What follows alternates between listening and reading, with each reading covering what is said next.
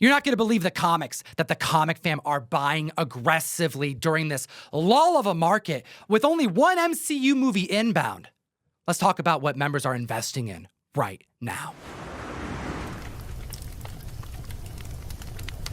Yeah, besides the Deadpool and Wolverine hype, it looks like collectors are getting back to the basics, picking up books that they just legitimately like and not books that are necessarily hyped up. Number 10 on the list has a little bit of hype though. We've got Thundercats issue number 1 from 1985. We did get movie news 3 years ago about the director of Godzilla being part of the live action adaptation being brought to the screen. But as of late, it's all because of Dynamite Comics and a little bit because of Rob Liefeld. And we'll get to that in a bit. We have a 9.0 up 52%, a 9.25%, a 9.4 86%, and a 9.8 sold for $590. That's an increase of 7%, a far cry from its $2,200 heights that were achieved back in 2021. Clearly, this book is being impacted by Dynamite's new Thundercats run by Declan Shalvey. I did read and review issue number 1. I got a review of it up on the channel. You know Declan from his writing over at Marvel doing Alien. He's going to be introducing a new Thundercat to the team with issue number 2. This is what he had to say. Not only has it been great to play with the classic Thundercats characters, having the opportunity to contribute to the lore has been a wonderful experience, especially with introducing Calica and her unique yet naturally fitting design courtesy of Drew Moss, who will add a new dynamic that will keep the Thundercats and readers on their toes. Keep an eye out for the Rob Liefeld issue 1 second printing cover that's being re-released, but to an alt version of the existing hit that already came out. It is a color splash, and if you want to keep up on all things comic books and the keys that are forthcoming, got to download Key Collector Comics, the best comic app in existence. Utilize code TOM101 to unlock a free 2-week subscription of the app. You support the show, but you get access to the category called Future Keys. If you had that category, you would know that this was coming because solicitations mentioned it and Key Collector made sure that you knew about it. All right, number 9 on the list is our first Back to Basics book. There's literally no reason why this book should be hot, but here we are with 5 different sales. We're talking about Amazing Spider-Man issue 100, the big milestone issue. The milestone issue 100, John Romita Sr. classic cover with all these profile shots, and it's very difficult to secure this book in high grade. It's on the Hot 10 because of sheer number of quantities that are selling above average when you compare it over the recent 12 months. But this right here indeed is a sign of the times because it's a book that you wouldn't expect to be hot unless members are just scooping it up because they want to add it to their PC. The 4.0 is up 24%, but it's selling for $139. A percentage that aggressive really matters when it's a really expensive book in high grade, but lower grades like a 5.0 being up 26% this week, a 7.0, 5%, a 7.5 up 1% are all sales under $300. Yeah, pretty affordable in the mid grades, but once you get to the higher grades, like the 9.6, it just sold for $2,000, and that's up 24%, a big difference from that 4.0. Another book that is down about 50% from its heights being reached. Another book to add to your list if you're hunting and trying to complete your ASM run. Next on the list, at number 8, we have Captain America 100. And we chatted about this last, hypothesizing that people were reminded about this major key book being affordable now more than it has been over the last 5-6+ years because of a strong 9.9 sale that we expected to lift the lower grades up. And guess what? Those sales have arrived. From Amazing Spider-Man 100 to Captain America 100, the difference is this is the first solo titled Cap series in the Silver Age coming off of the Tales of Suspense run. And we talked about that monster 9.9 sale that sold for $78,000 just last month. Let's see if there was any trickle-down effect. The 5.0 selling for $300, up 21% above average. The 5.5 is up 3%, the 7.0 is up 23%, and the 7.5 sold for less than the 7.0, coming in at $500, which is still up 4%. You can't forget about the 1.8 gem. It was a record-breaking sale. Last sold in 2017 for $85. Now it's up $76, selling for $150.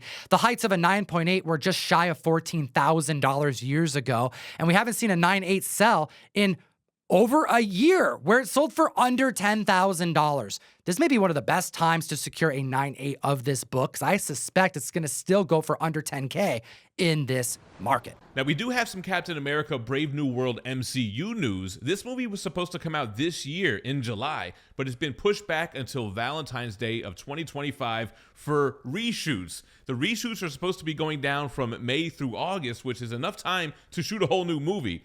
Not sure if that's what they're going to do, but hopefully they take the time to get this right. You know that whenever they say they have to do reshoots, it's because it's so damn good that they have to just make it better, right? Next on the list at number 7, Batman 423, an iconic Todd McFarlane cover. I believe the only Batman cover, like Batman, not Detective Comics, McFarlane cover that was done by the Todd father, is up. And there's no CGC signing coming. There's nothing major besides Spawn that's coming out that's getting people excited about Todd. Again, another book going back to basics. It's going to do well, especially when the market conditions are right. And this book is proving that by the day. Look at the sales. The 7.5 is up 37%. The 8.0 is up 29%. The second printing 8.5 is selling for $143, and that's an increase of 54%. The 9.4 is up 9%. Someone grabbed a 9.6 for an increase of 5% when you compare it over the recent 12-month average for $500. And technically, the 5.0 did break record. It sold for $95 in July of last year, and it just sold for $100. So that's up 5%. This book has been selling for right around average pricing for 12 months, despite market conditions. The 12-month average is $21.73. The last GPA sale was $21.99. Not much of a difference for what I think is just a book that's so classic that it's going to always maintain value. Keep an eye on this comic book, because if the book's doing swell during times like this, imagine if there's any change to the market, what it could do. All right, guys, number 6 on the list. I feel like this is back to the basics, but it's still technically because of the Energon universe. Transformers, issue number 1 from 1984. You got Robert Kirkman, Energon Universe, Void Rivals, Cobra Commander, Duke, what they're doing with G.I. Joe. Transformers is one of the hottest comic books coming out. We also know that the big screen was going to introduce the G.I. Joe to the Transformers universe. Who knows where that's headed? But we do know that there's an animated movie that's slated for this year. It's a perfect storm when you add the nostalgia cycle being in full swing and the prices where they are. It's a perfect recipe. Transformers 1, the animated prequel, is set to be released on September 13th of this year, and the lineup for the voice actors is stacked. Now, this is the first time that Optimus Prime will not be voiced by Peter Cullen. He's going to be voiced by Chris Hemsworth. You know him as Thor, Brian Tyree Henry as Megatron, Scarlett Johansson as Alita, Keegan-Michael Key as Bumblebee, John Hamm as Sentinel Prime, and Lawrence Fishburne as Alpha Trion. We've been reporting on Transformers a lot over this last year, and we keep track of the census count, which has been exploding for good reason all along the way, which would lead us to believe that the price would either maintain or go down as supply went up, but the demand has been strong. So yeah, we have a lot of sales happening, but the percentage increase is small, making me feel like the increase in census count isn't impacting the value of the book because it's so hot. This could be some of the last times these books are going to be this cheap, especially in high grade. The 8.0 is only up 6%, selling for $100. The 9.0 is up 33%, and that's a newsstand. The 9.4 sold for $247. That's an increase of 24%. The 9.6 sold for $360, an increase of 8%. And a 9.8 had an increase of 6%, selling for $1,500, which is about the price that this book has been for months. And we have another record-breaking sale for the Canadian price variant in a CGC 9.8. And let's throw an asterisk next to this sale because we don't know if it was part of that whole CGC scam. However, somebody was willing to pay $3,899 for this book. That's 61% higher than its previous record, which was $2,425 back during the comic boom of 2020. And that brings us to one of the most spec'd-on books in the world. Number 5 on the list, Uncanny X-Men 130. First, Dazzler. Second, Kitty Pryde. Second, Emma Frost with a 6.5 up 17%, 7.0 up 10%, and a newsstand 9.0 up 40%. The direct market 9.6 is up 14%. The newsstand 9.6 is up 13%. And the 9.8 sold for $1,885, 21% above average. Which is pretty nuts because we were reporting on an $1,800 sale just last week. And this book has been faring between 13 and 15, really throughout the rise in census count this entire time. I can't help but think that the Super Bowl phenomenon of what was Taylor Swift's involvement that upped viewers to making the Super Bowl the most watched in viewership of any other sporting events in history. This right here shows that the impact of the mainstream combined with the sports ball had unprecedented numbers, and that's carrying over to the comics for sure. And these sales are all post Super Bowl Sunday. And to Tom's point earlier, we got the Deadpool and Wolverine trailer, but we didn't get confirmation that Taylor Swift will be in the film. But we did see a 9.8 that was registered after this list was put together that I suspect is going to firmly place it high on the list next week. Hit the subscribe button of not $1,500 like we've been seeing, not the impressive $1,800 markers that we just reported on last week and this week, but another $2,137 sale. It broke 2K again, which is the record high of the year. The book is only getting hotter. And speaking of books only getting hotter, it's hot for no reason. It's hot because people are getting back to the basics. Number 4 is Star Wars issue number 1. There's a lot of books on this list that are clearly being impacted by what's being seen on screen and what's being speculated long term. But chatting about Cap 100, ASM number 100, and even Star Wars 1 this week tells me that some books are getting too cheap. And that's why they're starting to be purchased now more than ever, because Star Wars is always being purchased. It's a major key.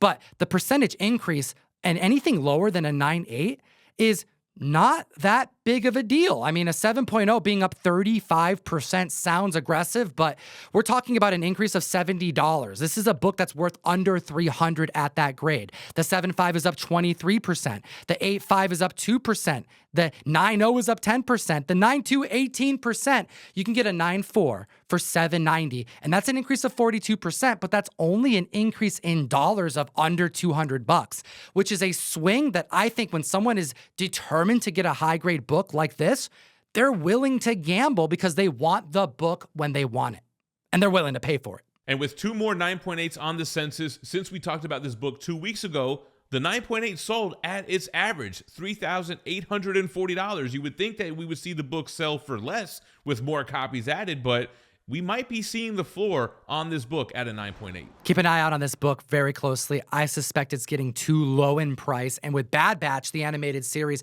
hitting this week, by the time you're watching this, we're hearing rumors about a Mandalorian open world game, which we know has influenced the prices of comic books more in the last couple years than in comic history.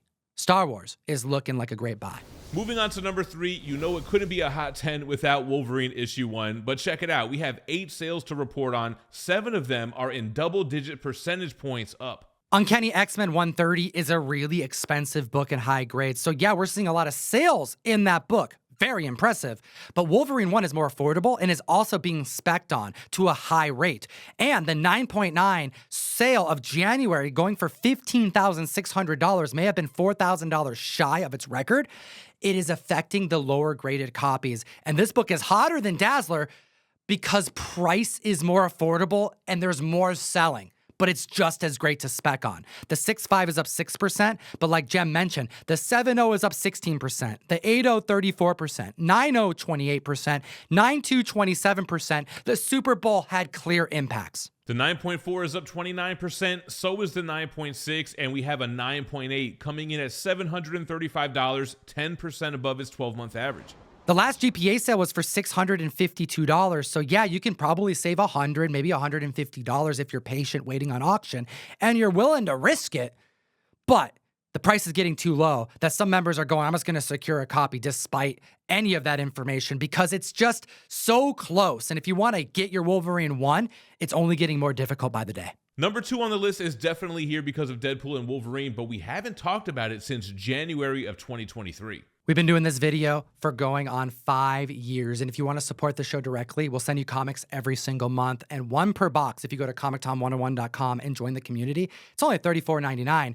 You're guaranteed 2 exclusives along with other back issues, shots at keys, and a print. We have a Chrissy Zulo cover going in for the very first time, 1 per box, an Edge of Spider-Verse Gwen issue number 1 cover. She looks super cute, and going next to it is something a bit more lethal. Raph Grassetti, Venom foils in every single box. Join the community and get some funny books. And that book that I was alluding to is none other than Wolverine 88. This is the first battle between Wolverine and Deadpool, which is on the list for obvious reasons. There were two different versions of this book that were released at the time that LCSs were ordering it. And this is when Marvel was offering for a little bit more money a better condition book, which is why you have the standard copy and then the deluxe copy.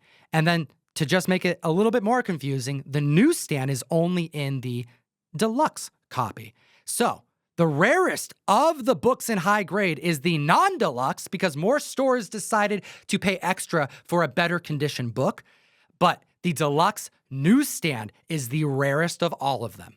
Confused yet? Yeah, and if you thought that was confusing, wait till you try to decipher all the sales. I mean, we're talking about 3 different versions here. The direct market 9.4 sold for $190, 38% above average. The deluxe 9.4 is up 35%. The deluxe newsstand 9.4 is up 27%. The direct 9.6 is going for an increase of 9%, and it's selling for less than the 9.6 deluxe. Curious. And that's up 74%, selling for $300. But it gets stranger because when you add the newsstand to the deluxe at a 9.6, it's going for cheaper, selling for $275 for an increase of 27%. I'm convinced people don't know the scarcity of this book, which is why when we see the 9.8, it's going to be proven right because that newsstand deluxe 9.8 is so scarce that it's going to adjust the marketplace. And you know, Deadpool 3 is going to come and go. I don't see this book being a long-term bet. So be cautious on this book. It's interesting to see it so high on the list, but I think that's because of the Super Bowl more than anything. Yeah, either somebody overpaid for that deluxe 9.6 or somebody got a hell of a deal for the newsstand. Moving on to number 1, the hottest comic book in the world. Is it any surprise that it's Deadpool's first appearance? Of all the books that have made the list, this one has been going up in census count to such an extravagant amount, and we actually have no update from CGC over the last week since this book placed itself on the list 7 days ago. However, what I will say is the 9.8 was hovering around the $1,500 marker all year long, and while the census count went up, and while the demand went up, it was meeting the supply, and a member grabbed a 9.8 this month for $1,125. This is becoming one of the best times to secure books that are being spec'd on, which is kind of crazy when you think about it. New Mutants 98 also has multiple versions. We're going to talk about direct market versions and newsstands here. The 7.0 direct market sold for $325, 26% above average, and 3 books outsold the average this week. The 7.5 is up 12%. The 8.0 is up 18%. 4 copies outdid the average. The 8.5 is up 2%, and the newsstand 8.5 sold for $425, 26% above average. The 9.0 is up 4%, and the 9.2 sold for $410 for an increase of 9%, and 3 other copies in the last 7 days at that grade outsold that 12-month average as well. It's not just about the change in price, but it's sheer quantity being sold that's placing New Mutants 98 at number 1 this week on the Hot 10. The newsstand 9.2 sold for $460, an increase of 13%. The 9.4 direct sold for $525. That's an increase of 22%. 6 copies sold in this last week above that 12-month average, and it didn't stop there. The CGC 9.6 direct had 3 copies outsell the 12-month average, and the highest being an increase of 8%, selling for $592.